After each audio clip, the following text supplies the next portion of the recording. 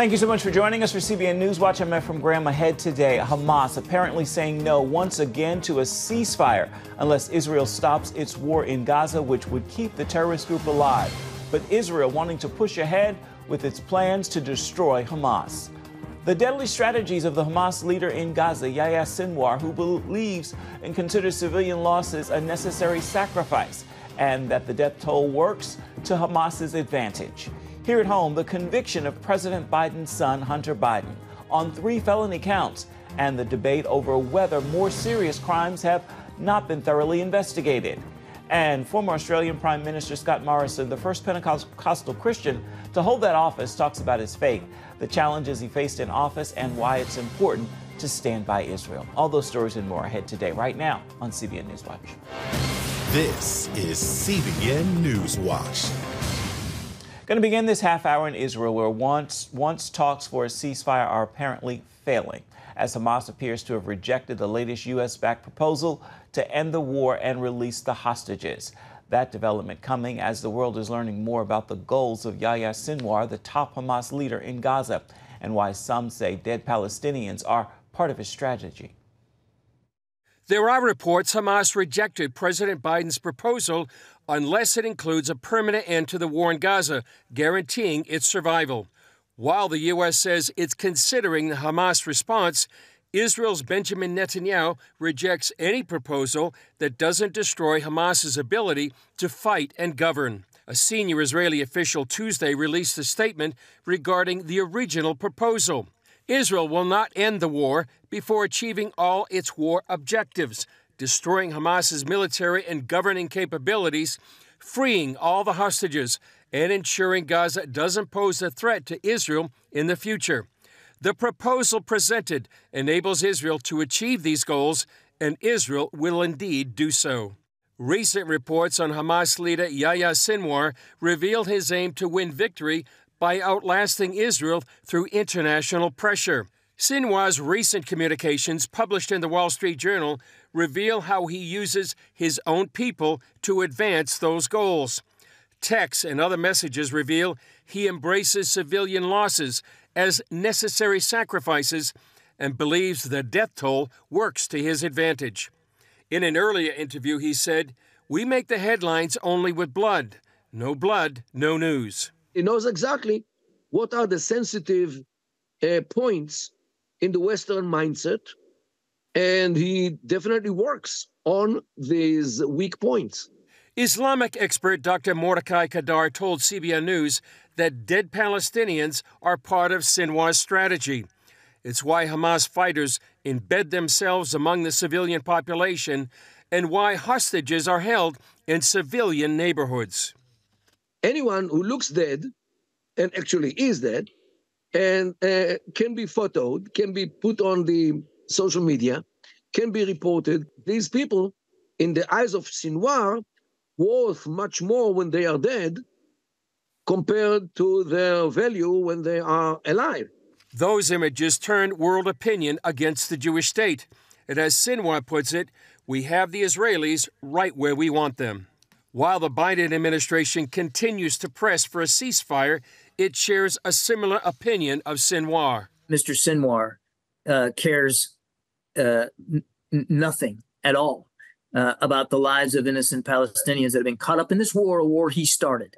And it should surprise and shock no one that a beast like Mr. Sinwar would actually take glee in it and see advantage to it. As the attention focuses on Gaza, Israel faces a renewed threat on its northern border.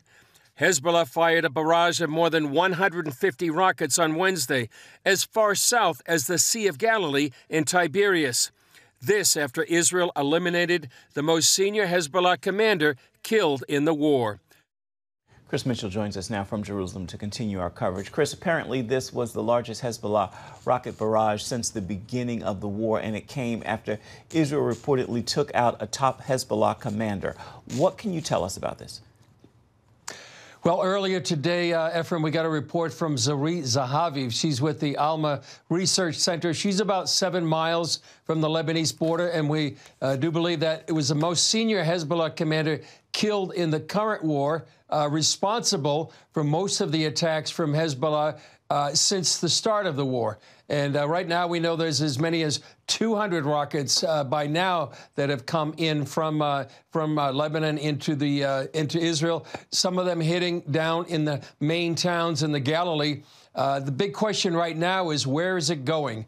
In the last 2 weeks, we've already seen a significant escalation, UAVs, rockets, and missiles. We know about 2 weeks ago there was major fires up in the northern border, along the Lebanese border and as far down into the Galilee. Right now, Hezbollah is threatening Haifa, and so as we have heard from different reports, the people up north are expecting a long day ahead. Chris, is this another step toward an all-out war between Israel and Hezbollah? It seems that way, Ephraim. Like I said, a couple of weeks ago, there was major fires up in the north. Some people suspected maybe that could be the precursor to a major ground invasion by Israel. We understand, we've read reports of there may be as many as 25,000 ground troops, 3 IDF divisions, that might be maneuvering into southern Lebanon. And first, there would be a massive air attack from Israel, not only to South Lebanon, but also perhaps up to Beirut and to the Bekaa Valley that borders Lebanon and Syria. Some people are expecting it might happen this summer. Could be July and August. Some expecting those are going to be very difficult months. You know, Ephraim, I remember after the 2006 Second Lebanon War, I had a briefing with a general up on the border. Me and another reporter were given a briefing, and they said that they were going to bomb Lebanon back into the Stone Age by that time because of what happened in 2006. So we may be looking at that in the next several weeks or a couple of months. Chris, we talked about this yesterday, but Yahya Sinwar's remarks are getting a lot of attention, including his views about how civilian casualties can help Hamas in the media. Is this finally bringing Hamas's strategy into the spotlight? Definitely, Ephraim. We've seen this movie before in all of the wars with Hamas since 2007. It's been part of their strategy. Civilian deaths evoke sympathy. They say it often. They say they love death. And this whole strategy demonizes Israel and affects the way the media reports on the war, and then it just cascades to politicians, to policy, to international organizations like the UN, the ICC, the International Court of Justice.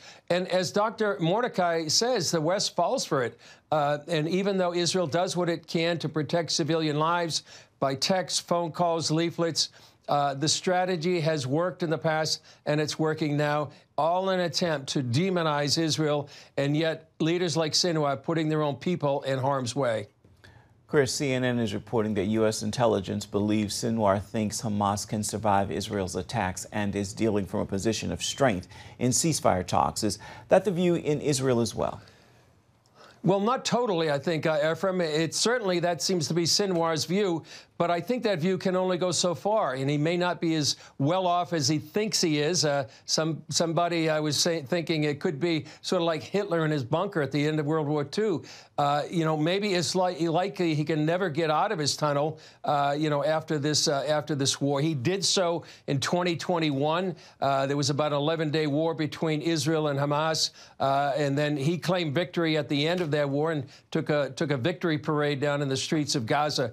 But right now, most of his fighters are dead, wounded, or captured. Some people in Gaza are turning on him. And so what happens when he gets out of his bunker? Much of Gaza is destroyed right now. But he's banking on two things, I think, Ephraim. The hostages are his ace in the hole, and he's banking on U.S. pressure to stop Israel from winning the war. Let's talk those hostages. Israel is rejecting Hamas's terms, and since Israel and Hamas don't agree on the terms for a deal, is any kind of agreement realistic or possible at this point? It doesn't seem so, Ephraim. It seems very unlikely. I think Sinwar is just trying to keep the ball rolling without actually, negotiating and actually accepting a deal for real. I just think it really doesn't seem realistic that there will be any sort of negotiation or agreement between Hamas and Israel. Their goals are just too diametrically opposed.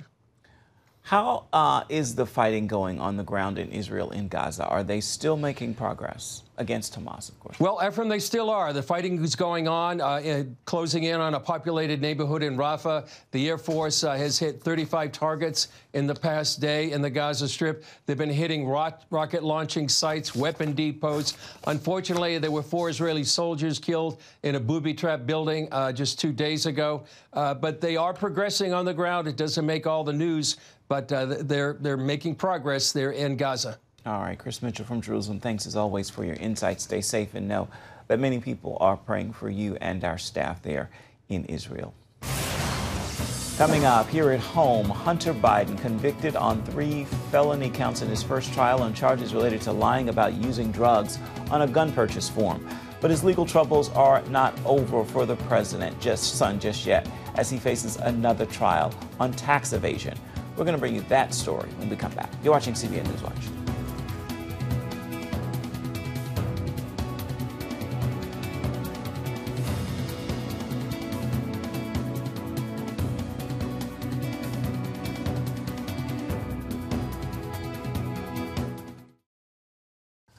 The conviction of Hunter Biden on his felony charges has rekindled the debate not only about what some call a 2-tiered justice system here in America, but also over Second Amendment rights. Dale Hurd has the story. Fallout from the felony conviction of Hunter Biden highlights yet again the partisan divide in the country. But perhaps the strangest outcome might be the defense of gun rights for the son of a president who wants more gun control. The jury convicted Hunter Biden of 3 felony counts related to lying about using drugs on a gun purchase form. It's the first time the child of a sitting president has been convicted of a felony. The special counsel who led the investigation, U.S. Attorney David Weiss, said even the president's son isn't above the law. This case was about the illegal choices defendant made while in the throes of addiction, his choice to lie on a government form when he bought a gun, and the choice to then possess that gun. But the reporter from the paper who broke this story about Hunter Biden's laptop that triggered the investigation told the Will Cain show that prosecutors ignored major crimes committed by the Bidens. But it's a measure of accountability, but it doesn't touch anywhere near what the real crimes were on the laptop, which is the influence peddling by the Biden family, using Joe Biden with his ready involvement in cashing in millions of dollars from our adversaries overseas. House Republicans want further investigations. Today is the first step in delivering accountability for the Biden crime family. We must and we will continue as House Republicans to investigate the Biden crime family. House Oversight Chairman James Comer is calling on the Justice Department to launch an investigation based on its probe into Biden family business dealings alleging influence peddling. Shortly after his son was convicted in his federal gun trial in Delaware, President Joe Biden addressed a gun control group in Washington, calling for a ban on assault-style weapons and universal background checks for firearm purchases. Meanwhile, Hunter Biden's lawyers may argue on appeal his Second Amendment gun rights were violated, referring to laws that prohibit drug addicts from buying guns. While Hunter Biden faces a maximum of 25 years in prison for the 3 felony convictions, legal expert Jonathan Turley says the odds favor no jail time. But the judge may surprise everyone. She may not be in a generous mood, and she may feel that a little jail time might be warranted. Hunter Biden's legal woes are not over. The president's son faces another trial on tax charges in the middle of his father's re-election campaign. Dale Hurd, CBN News. Still ahead, he was Australia's 30th Prime Minister and the first Pentecostal to serve in the office. Scott Morrison shares his perspective on world affairs, including why it's important to stand with Israel. And he talks about his personal testimony as well. We're going to hear from him right after this.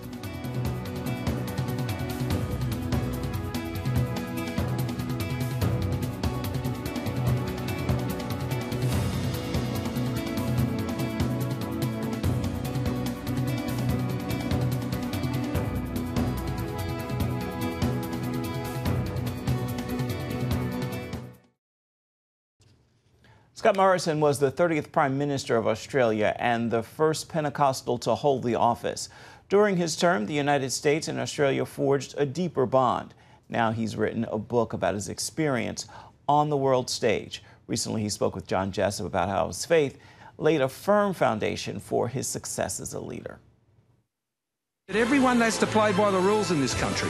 We all want to be able to make our own choices. Behind Scott Morrison's easygoing manner is a man of conviction, fortified from decades in the rough and tumble world of public service. Now, politics is a very brutal business, and it's no different here in the United States. At the height of his career, he served as Australia's 30th Prime Minister, winning an unexpected second term in 2019, only to face devastating brush fires, historic flooding, and a once-in-a-100-year pandemic. On his visit to CBN's Washington studio, we discussed a range of topics from his vantage point as a former world leader, starting with Israel's war against Hamas. Israel has every right to defend itself. Every time I talk about this, I say October 7 as many times as I can, because I think the world is forgetting at a time when they're facing the biggest wave of anti-Semitism we've probably seen in decades. I certainly won't abandon them, and I know so many Christians around the world won't abandon them and will stand with them as well. And we should pray for them. We should pray for the people of Palestine as well, that they will one day have a government that cares about their health and welfare and their education of their children, rather than building tunnels and launching terrorist attacks. Do you agree with the calls for ceasefire to end? I never have. It would have to be on terms that were acceptable to Israel. Why did you make the call to stand with Ukraine? For the same reason that I stood with Israel. As I said, what Russia is doing, Iran is sympathetic to, China is sympathetic to. They are all working together. They may not be have the history of friendship between those countries that we have, say with Australia, United States and the United Kingdom, but their goals are the same, and that is to undermine the United States, to undermine the rules-based order, which is an order that favours freedom. And for Australians, that means keeping a close watch on one of its regional neighbours, China. And it's finding a connection and alignment with Russia, with Iran, with North Korea. They basically want the rule of power, not the rule of law. That led Morrison to push for a new military alliance called AUKUS. Which is a funny sort of sounding name, but it is a partnership between Australia, the United States and the United Kingdom, the three most trusted friends in the world. And it's about ensuring we have the defence capabilities and the new technologies in defence that enables us to provide a credible deterrent. As leader of Australia's Conservative Liberal Party, Morrison received wide praise for navigating the COVID outbreak with lower fatalities than other countries and shoring up support for mental health. And those services help people. They got them through. Suicide rate fell by 7.5% for 2 years running. The great challenge was everything that saved lives also trashed your economy. My concern was that could produce a bigger epidemic than the pathogen. Morrison, the country's first Pentecostal prime minister, reflects on the highs and lows in his book, Plans for Your Good, referencing the Old Testament prophet Jeremiah. I think it easily could be categorized as evangelism or a discipleship book more than a memoir. Yeah. How do you describe it? I think that's a really good way to put it, because I had no intention of writing a political memoir. It offers spiritual lessons in a world Morrison believes has grown hostile to Christianity. So I wanted to write a book saying, well, look, how do we live in a society like that? How do we stand up for our beliefs, and what's the hope we have? So how then should we live? How then should we respond? I talk a lot about Daniel and Shadrach, Meshach and Abednego, because Daniel, of course, was a prime minister in a secular country that completely rejected his faith and faith view. And the way Daniel dealt with it was in prayer, in faithfulness, in obedience, in integrity, but was always steadfast and looked to God. If Daniel was around today, he wouldn't be blasting people in capital letters on Facebook. Your spiritual legacy is just amazing. Morrison shares personal accounts of dealing with patience and choosing forgiveness after being voted out of office, then facing what he calls a smear campaign that led him to receive Parliament's first ever censure of a former prime minister. He also reveals how he sought treatment and medication for anxiety to deal with the pressures of office. I'm just trying to be as honest as I can with people. and revealed that, it doesn't matter whether you're a Prime Minister or anyone else, we're all people and we all struggle with the same things. But you speaking about it as a former Prime Minister makes a huge difference. Well, I wanted it to be an encouragement for people who are dealing with the same thing. Now a private citizen, Morrison tells CBN News he's retired from politics for good and trusting God's plans for his future. As difficult sometimes as, processing loss and change and transition and all of that can be, what's the ultimate test as a Christian as you've come through a time like that? Do you feel closer to God today than you did at the start? If the answer to that question is yes, he's doing a great work. John Jessup, CBN News, Washington. Scott Morrison's book is called Plans for Your Good, and you can find it wherever books are sold. We'll be right back with your Wednesday word, an encouraging word for your day ahead. Stay with us.